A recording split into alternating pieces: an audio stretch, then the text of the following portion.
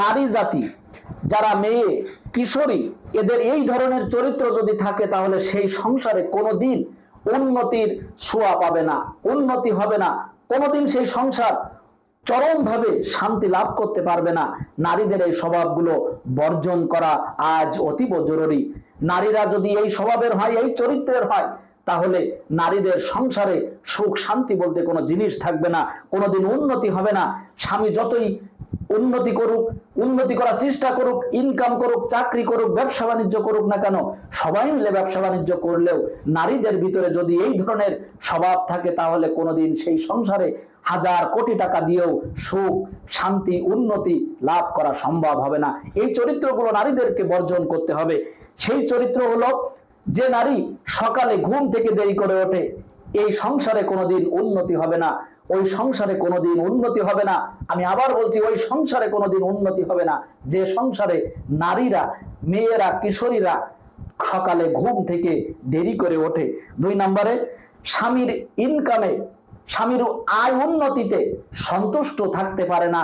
এই সকল মেয়েরা যদি এই সংসারে পরিবারে থাকে তাহলে সেই পরিবার সংসারে কোনোদিন উন্নতি হবে না।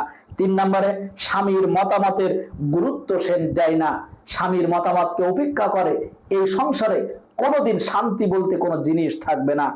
4 নম্বরে, যে মেয়ে, যে কিশোরী ফজরের নামাজ দেরি করে পড়ে, ফজরের নামাজ দেরি করে পড়ে যে মেয়ে, যে বিবাহ, যে বউ, যে স্ত্রী, ওই সংসারে কোনোদিন উন্নতি হবে না।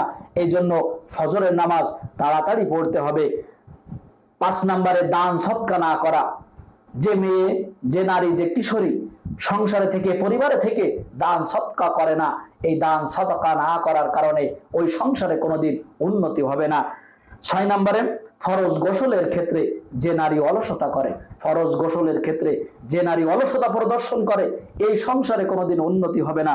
7 নম্বরে, সংসারে পুরুষের থেকেও নিজেকে বিচক্ষণ মনে করে, বুদ্ধিমতী মনে করে, বিচক্ষণ মনে করে, চিন্তাশীল মনে করে, ভাবনাশীল মনে করে, নিজেকে অনেক অবদান আছে এটা মনে করে, এই সংসারে কোনোদিন উন্নতি হবে না।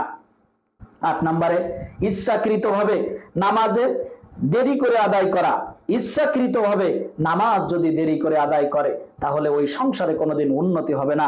9 নম্বরে, আত্মীয় এবং পারিবারিক সম্পর্ক ছিন্ন করার মন মানসিকতা থাকে যে নারীদের, ওই নারীদেরকে যদি বিবাহ করেছেন, স্ত্রী রূপে গ্রহণ করেছেন, তাহলে অবশ্যই এই সংসারে কোনোদিন উন্নতি হবে না।